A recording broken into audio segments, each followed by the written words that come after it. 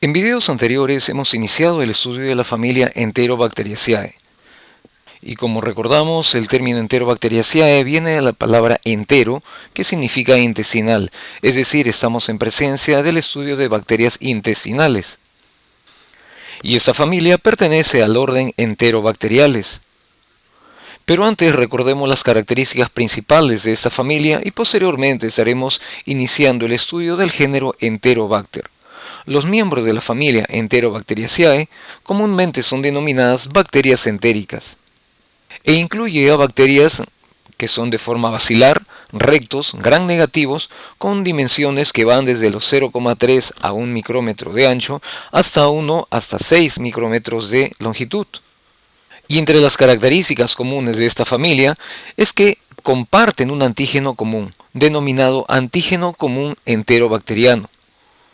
Los miembros de esta familia son inmóviles, como el caso de los géneros Klebsiella, Shigella y Yersinia, o pueden presentar movimiento, por la presencia de flagelos peritricos, que están uniformemente distribuidos sobre la célula. Además, existen géneros que poseen fimbrias o pili. Las fimbrias comunes permiten al microorganismo la capacidad de adherirse a receptores específicos de la célula hospedadora, mientras que los pili sexuales van a facilitar el proceso de transferencia genética entre las bacterias. Otras características que resaltar de los miembros de esa familia es que no forman endosporas o microquistes. Todos pueden crecer rápidamente, ya sea de forma aeróbica o anaeróbica, es decir, son anaeróbicos facultativos. Además, crecen muy bien sobre peptona, extracto de carne y sobre el medio Maccongiae, excepto aquellos que son simbiontes de insectos que no han sido cultivados.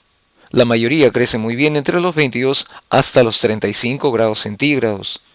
Existen algunos géneros que crecen sobre la glucosa como única fuente de carbono, mientras que algunos requieren vitaminas y aminoácidos, y producen ácido y gas que es visible durante la fermentación de la glucosa, de otros carbohidratos e inclusive de alcoholes polihidroxilos. Los miembros de la familia Enterobacteriaceae son quimioorganótrofos y tienen un metabolismo tanto respiratorio como fermentativo. La mayoría son catalasa positivo, excepto la especie Shigella dysentery del grupo 1 y el género Cenorhabdus.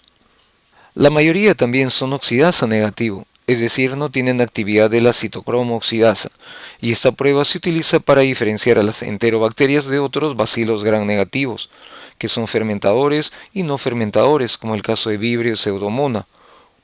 Una excepción a esta prueba, es decir, es oxidasa positiva, corresponde al género Plesiomonas. Además, la mayoría de géneros reducen el nitrato a nitrito, excepto algunas cepas del género Erwinia y Yersinia. Las Enterobacteriaceae tienen un comportamiento muy característico en los medios de cultivo, y este es utilizado para diferenciar a los miembros más importantes desde el punto de vista médico. Una de las características es la fermentación de la lactosa, donde encontraremos bacterias que fermentan la lactosa como aquellas que no la fermentan o lo hacen lentamente. Dentro del primer grupo consideramos a los géneros Escherichia, Klebsiella, Enterobacter y Serratia, mientras que hay cepas que no son fermentadoras de la lactosa o lo hacen lentamente, como son los géneros Citrobacter, que vimos en el video anterior, Proteus, Salmonella, Shigella y algunas especies de Yersinia. La familia Enterobacteriaceae incluye una gran variedad de microorganismos, y en el Manual de Procariotes del año 2014 se indica que esta comprende 51 géneros distribuidos en 238 especies, los cuales han sido clasificados en función de sus propiedades bioquímicas, de su estructura antigénica, de la hibridación de ADN-ADN y de la secuenciación del ARN ribosomal de 16S. Y estos géneros podemos agruparlos en tres categorías de acuerdo al hospedador que afecten. Por ejemplo, en el primer grupo, incluimos a aquellos que pueden causar infecciones en humanos o principalmente asociados con humanos y animales y el ambiente, que incluye a 29 géneros. Entre los más importantes podemos mencionar al género Citrobacter, que describimos en el video anterior, al género Enterobacter, del cual trataremos en este video, Los géneros Escherichia, Klebsiella, Morganella, Plesiomonas, Proteus, Providencia, Salmonella, Serratia, Shigella y Yersinia, entre otros. Tenemos un segundo grupo, donde incluimos a aquellos que están asociados con plantas o son patógenos de plantas y también se incluyen en el ambiente, que contiene a 9 géneros, los cuales son Brenneria, Dicheia, Erwinia, Lonsdalea, Mangrovibacter, Pantoea, Pectobacterium, Saccharobacter y Samsonia. Y en el último grupo se incluyen aquellos asociados a insectos o que son endosimbiontes, que son 7 géneros: Arsenophonus, Bucnera, Photorhabdus, Sodalis, Torcellia, Wigglesworthia y Cenorhabdus. Y otra bacteria importante del primer grupo, que iniciamos el estudio en el video anterior, corresponde al género Enterobacter. Su nombre proviene de los términos griegos enterón, que significa intestino, y bacter, por supuesto, una bacteria. Es decir, como indicamos, son bacterias intestinales.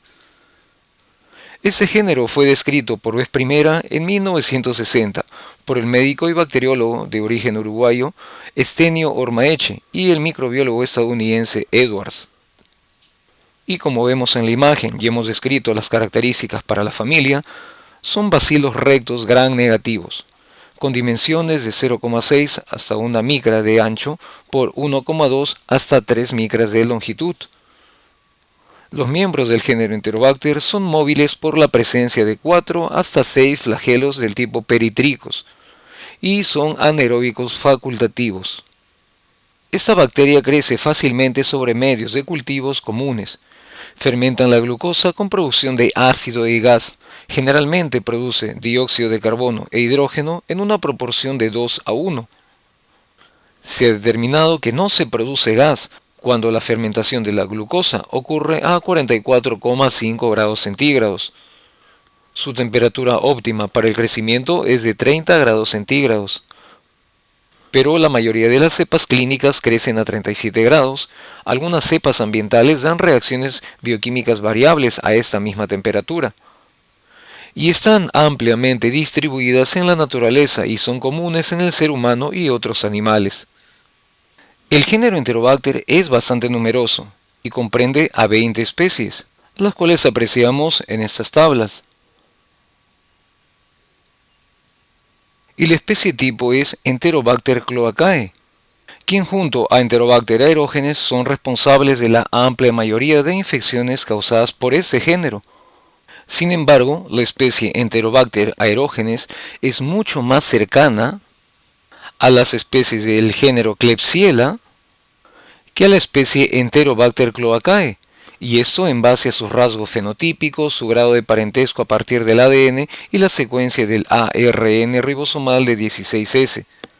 Y es así que ha sido propuesta la transferencia de la especie Enterobacter aerogenes al género Klebsiella. Tal es la razón por la que en la actualidad en muchos textos denominan a quien era la especie Enterobacter aerogenes como Klebsiella mobilis. Y el género Enterobacter desarrolla en un medio mínimo, conteniendo sulfato de amonio como fuente de nitrógeno, y utiliza los siguientes compuestos que pueden servirle como única fuente de carbono, como el N-acetil D-glucosamina, la D-alanina, L-alanina, L-arabinosa, L-aspartato, la D-celobiosa, D-fructuosa, fumarato, D-galactosa, D-glucosa y el glicerol. Pero veamos las características bioquímicas de este género. El género Enterobacter es oxidasa negativa. La prueba de la oxidasa es una reacción bioquímica y determina la presencia de un sistema denominado citocromo oxidasa, que activa la oxidación del citocromo, el cual va a ser reducido por el oxígeno molecular. Por lo tanto, el oxígeno actúa como el aceptor final de electrones en la cadena transportadora de electrones. En nuestro caso, el género Enterobacter carece del sistema citocromo oxidasa. El reactivo que se utiliza para esta prueba es el denominado reactivo de COVAX, el cual es un reactivo reducido e incoloro, y al actuar con un organismo que contiene el sistema citocromo oxidasa, el reactivo se oxidará y se va a colorear a un color azul oscuro, tal como vemos en esta cinta superior. En el caso de Enterobacter, la prueba nos dará como se observa en la cinta inferior. El género Enterobacter es catalasa positivo, ya que produce la enzima catalasa, la cual facilita la detoxificación celular. Esa enzima neutraliza el efecto bactericida producido por el peróxido de hidrógeno. Y la prueba se realiza colocando sobre una lámina portaobjeto una porción de un cultivo aislado desde una placa, sobre la cual se añade unas gotas del peróxido de hidrógeno. El resultado positivo se va a manifestar por la aparición de burbujas de oxígeno debido a la degradación del peróxido de hidrógeno por acción de la catalasa, formándose agua y oxígeno, el que se va a liberar. En una prueba catalasa negativa no habrá cambios, como se ve en la lámina inferior. La mayoría de las cepas dan positivo a la reacción de Boges-Proskauer y negativo a la prueba del rojo de metilo. Estas dos pruebas son utilizadas en conjunto con las pruebas de indol y de citrato y forman parte de un grupo de pruebas bioquímicas conocidas como INVIC y ayudan en la diferenciación de las enterobacterias. En el caso de la prueba del rojo de metilo, cuando el medio vira al color rojo, como vemos en el tubo del lado derecho, luego de añadir el reactivo rojo de metilo, nos indicará que el pH del medio es 4,4 o menos, debido a la fermentación de la glucosa y la formación de ácido. Una prueba negativa es indicada con un color amarillo y ocurre cuando se produce menos ácido a partir de la fermentación de la glucosa. El pH es más elevado. En ese caso específico, en el tubo de la izquierda se puede ver el resultado negativo para la especie Enterobacter aerogenes, aunque algunas especies dan positivo a rojo de metilo, como es el caso de Enterobacter asburiae, Enterobacter helveticus, Enterobacter oryzae, Enterobacter pulveris y Enterobacter turicensis. Y en esta otra imagen podemos ver al lado derecho el resultado de la prueba Boges-Proskauer positivo, como es el caso para Enterobacter aerogenes. Dicha prueba detecta la fermentación butanodiólica que produce una menor cantidad de ácidos y una mayor cantidad de butanodiol a partir de la glucosa.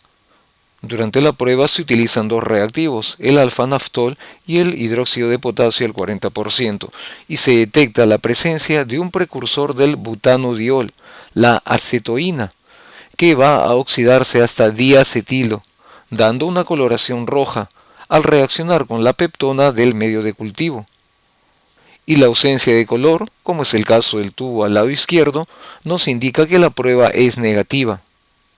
Existen dentro del género Enterobacter algunas especies que dan negativo a Boges-Proskauer, como son las especies Enterobacter helveticus, Enterobacter pulveris y Enterobacter turicensis. Y otra prueba bioquímica importante que se utiliza para las enterobacterias es la prueba del citrato. En el medio citrato de Simmons ocurre una reacción alcalina, es decir, son citrato positivas. Esta prueba busca identificar a aquellas bacterias que sean hábiles en utilizar el citrato como su única fuente de carbono y fuente de energía. Y como indicamos hace un momento, la prueba del citrato forma parte de una batería de pruebas bioquímicas utilizadas para identificar los patógenos gram negativos y es comúnmente empleado como parte de las pruebas INVIC, que distingue entre los miembros de la familia Enterobacteriaceae basado en los subproductos metabólicos. Y esto es, cuando un ácido orgánico como el citrato es utilizado como fuente de carbono y energía, se producen carbonatos y bicarbonatos. La presencia del crecimiento en el medio y el cambio en el indicador de pH debido a los productos alcalinos formados incrementan el pH del medio y son los signos que el microorganismo puede usar el citrato. Esto es demostrado por el cambio del color del indicador. Estos microorganismos serán considerados citrato positivo, como es el caso de Enterobacter, aunque algunas especies del género Enterobacter pueden dar una reacción negativa, como es el caso de Enterobacter helveticus, Enterobacter pulveris, Enterobacter pyrinus y Enterobacter turicensis. Recordemos que el citrato es un intermediario del ciclo de Krebs y es generado por muchas bacterias. Sin embargo, la utilización del citrato exógeno requiere la presencia de proteínas transportadoras de citrato. El citrato es catabolizado por la enzima citratoliasa, el cual va a ser degradado hasta oxalacetato y acetato. A continuación, el oxalacetato formado es metabolizado a piruvato y dióxido de carbono. Y ese dióxido de carbono va a ser liberado y reacciona con el agua y con los iones sodio que se encuentran presentes en el medio y produce carbonato de sodio, un compuesto alcalino que incrementa el pH del medio. El indicador de pH del agar citrato de Simmons es el azul de bromotimol y tiene un color verde intenso a un pH neutro, como vemos en el tubo al lado derecho, y con el incremento del pH del medio a valores superiores a 7,6 cambia hasta una coloración azul, como vemos al lado izquierdo. Es decir, este tubo al lado izquierdo nos indica una reacción positiva, como es el caso del género Enterobacter, mientras que al lado derecho vemos una imagen de una prueba citrato negativa. Y otra prueba importante para la identificación del género Enterobacter es la descarboxilación de la lisina, para la cual el género da un resultado negativo. En la determinación se utiliza el medio de cultivo que contiene el aminoácido lisina, denominado LIA, y se detecta la presencia de las enzimas lisina descarboxilasa y la lisina deaminasa. La descarboxilación de la lisina se va a detectar en la base del medio de cultivo, mediante una reacción alcalina de color morado, y la desaminación de la lisina se detecta en el agar inclinado mediante el viraje a un color rojo. Una reacción negativa, es decir, agar inclinado de color morado y la base amarilla, nos indica la fermentación exclusiva de la dextrosa. Para el caso del género que estamos estudiando, de Enterobacter, este presentará una reacción negativa. Podemos ver el segundo tubo del lado izquierdo, donde se observa una reacción alcalina en la parte inclinada del agar, color morado, y ácida en la base, color amarillo, debido exclusivamente a la fermentación de la dextrosa, virando el indicador púrpura de bromocresol desde un color inicial púrpura hasta un color amarillo debido a la acidez del medio. El indicador de pH, que es el púrpura de bromocresol, cambia a color amarillo a un pH de alrededor de 5,2 o inferior y presenta un color morado a un pH 6,8 o superior. Los organismos que producen descarboxilación de la lisina producen una reacción alcalina de color morado o neutra en la base del medio. Los microorganismos que desaminan la lisina causan la formación de un agar rojo inclinado sobre la base ácida. Una prueba que también podemos utilizar para la identificación del género Enterobacter es la que determina la descarboxilación de la ornitina. Enterobacter dará un resultado positivo, y ese ensayo se realiza en el medio denominado MIO, donde se pueden determinar tres pruebas, y de ahí el nombre del agar, M de motilidad, debido a que el medio es semisólido y puede observarse el enturbiamiento a consecuencia del crecimiento de los microorganismos y su desplazamiento a lo largo y ancho de todo el tubo, debido a la presencia de flagelos. La I viene de indol, y la acción de la enzima ornitina descarboxilasa la determinamos también en este medio, por eso la letra O. El medio de cultivo contiene glucosa y los microorganismos la fermentan y acidifican el medio de cultivo, produciendo el viraje del color púrpura al amarillo. Estas condiciones de acidez favorecen la acción de una enzima, la ornitina descarboxilasa, que actúa sobre la ornitina generando putrescina, que aumenta el valor del pH, alcalinizando el medio y cambiando al color púrpura o morado, como se observa en el tubo del lado izquierdo. El género Enterobacter también reduce el nitrato hasta nitrito, y esta reacción es mediada por la enzima nitrato reductasa, e indica que el microorganismo puede utilizar el nitrito como un aceptor de electrones durante la respiración anaeróbica. La prueba consiste en inocular el microorganismo en un caldo que contenga nitrato de potasio como fuente de nitrato e incubar. Después de observar su crecimiento, se agrega al cultivo 2 gotas del reactivo A, que es una solución de dimetilnaftilamina al 0,6%, y 2 gotas del reactivo B, que es ácido sulfanílico al 0,8%, y se mezcla bien. Si el microorganismo ha reducido el nitrato, aparecerá un color rojo dentro de unos 2 minutos aproximadamente, indicando la presencia de nitrito en el cultivo, tal como vemos en este segundo tubo del lado izquierdo. Pero si el medio permanece sin color, puede deberse a que no se formaron nitritos y queda nitrato en el caldo, porque el microorganismo no reduce el nitrato, o que se formaron nitritos y estos se redujeron produciéndose gas o algún otro producto nitrogenado. Y para confirmar esta segunda alternativa, se añade al medio zinc en polvo, que es un poderoso agente reductor. Y si hay nitrato en el medio, el zinc lo va a reducir rápidamente hasta nitrito y el medio virará al color rojo, como vemos en este segundo tubo del lado derecho, indicándonos una reacción negativa, porque no se redujo el nitrato. Si el medio permanece sin color, indica que el microorganismo ha reducido también el nitrito hasta gas nitrógeno o a algún otro producto nitrogenado como es el amoníaco, el óxido nitroso e hidroxilamina. Otra característica importante es que fermentan la glucosa con producción de ácido y de gas. No producen ácido sulfídrico en el fondo del tubo del agar TSI, que es el que se utiliza, y que es un medio diferencial que permite la determinación de la fermentación de carbohidratos y la producción de ácido sulfídrico.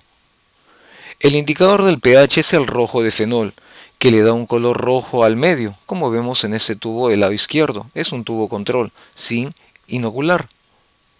Al fermentarse un carbohidrato se produce ácido y el color del medio vira al amarillo.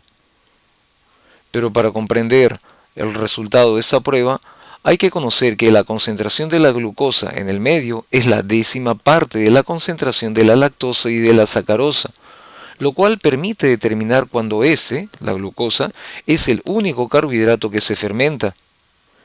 Y es que al fermentarse la glucosa, todo el medio virará al color amarillo, pero la pequeña cantidad de ácido producido por la fermentación de la glucosa, ya que es la 10ª parte de los otros 2 carbohidratos, esta cantidad de ácido va a ser rápidamente oxidada en la parte superior del tubo, en el bisel, donde hay abundancia de oxígeno, la parte superior del medio de cultivo, quedando el color rojo correspondiente a un medio alcalino. Por el contrario, en el fondo del tubo, donde la tensión de oxígeno es baja, la reacción se mantiene, virando al color amarillo. También se puede indicar con ese resultado que la lactosa y o la sacarosa no son fermentadas. Por otro lado, el medio de cultivo contiene tiosulfato de sodio, el cual va a ser reducido hasta hidrógeno sulfurado, que es un gas incoloro. El hidrógeno sulfurado también se denomina ácido sulfídrico cuando está en solución. Este hidrógeno sulfurado puede reaccionar con los iones férricos presentes en el medio y producirá sulfuro de hierro, que va a precipitar dando un color negro característico en las pruebas positivas. Para el caso del género que estudiamos, Enterobacter, se muestra el resultado en el tercer tubo del lado derecho, donde nos indica la fermentación de los 3 carbohidratos con producción de gas, pero sin formación del hidrógeno sulfurado. El medio permanece de color amarillo, no vira al color negro. Otras pruebas que permiten determinar el género Enterobacter corresponden a la hidrólisis del aceite de maíz y de la tributirina, para los cuales este género es negativo, es decir, no son bacterias lipolíticas. La gelatina, el ADN y el Twin 80 tampoco son hidrolizados, o si es que lo son, es muy lentamente la reacción. Y con respecto a la patogenicidad, tenemos que mencionar que las especies de este género se han encontrado en ambientes naturales que pueden incluir el agua, aguas residuales, vegetales y el suelo. Y el incremento de la prevalencia de las especies de Enterobacter como patógenos nosocomiales pueden deberse a su gran resistencia a agentes desinfectantes y antimicrobianos. Los agentes medicinales contaminados pueden ser una fuente de brotes de la enfermedad. Las cepas de Enterobacter surgen a menudo de la flora intestinal endógena de los enfermos hospitalizados, pero pueden aparecer en brotes de fuentes comunes o se diseminan de paciente a paciente. Las infecciones son comunes sobre todo en enfermos que han recibido tratamiento antimicrobiano y en aquellos en unidades de cuidados intensivos. Las especies de Enterobacter pueden causar una amplia variedad de infecciones nosocomiales. Entre ellas podemos mencionar a neumonías, infecciones del tracto urinario, infecciones de heridas y de quemaduras, celulitis, fascitis, abscesos, enfisemas, infecciones de dispositivos intravasculares y otros dispositivos protésicos y además meningitis. Las infecciones del tracto urinario pueden variar desde una bacteriuria sintomática hasta una pielonefritis. Y en el tracto respiratorio bajo está involucrado en casos de colonización asintomática de las secreciones respiratorias, de bronquitis purulenta, de absceso pulmonar, de neumonías y de empiema, que es la acumulación de pus en el espacio pleural. Pueden ocurrir además casos de neumonía en pacientes receptores de trasplantes de pulmones y en pacientes ancianos que están internados. Y al igual que otros miembros de la familia Enterobacteriaceae, los del género Enterobacter pueden transportar plásmidos que codifican la resistencia a múltiples agentes antimicrobianos. Por lo tanto, el tratamiento para las infecciones por Enterobacter debe adaptarse a los aislados individuales y basarse en pruebas de susceptibilidad antimicrobiana. Las infecciones pueden mantenerse debido a las propiedades adhesivas, ya que juegan un rol muy importante en el establecimiento o mantenimiento de esa infección.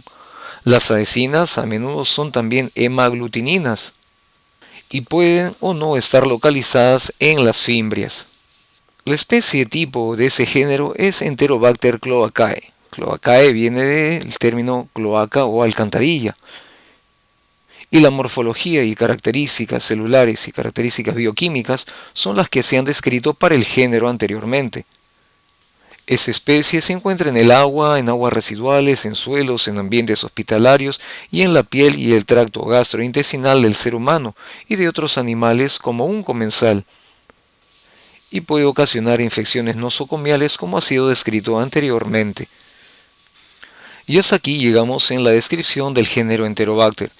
Como hemos indicado anteriormente, la familia Enterobacteriaceae se caracteriza, entre otras, porque sus miembros producen infecciones en humanos. Estos consideramos son los más importantes que describir, y hemos hecho un video anterior con el género Citrobacter, y continuaremos mostrando a los miembros de esa familia. Y en nuestro siguiente video haremos una amplia descripción del género Escherichia.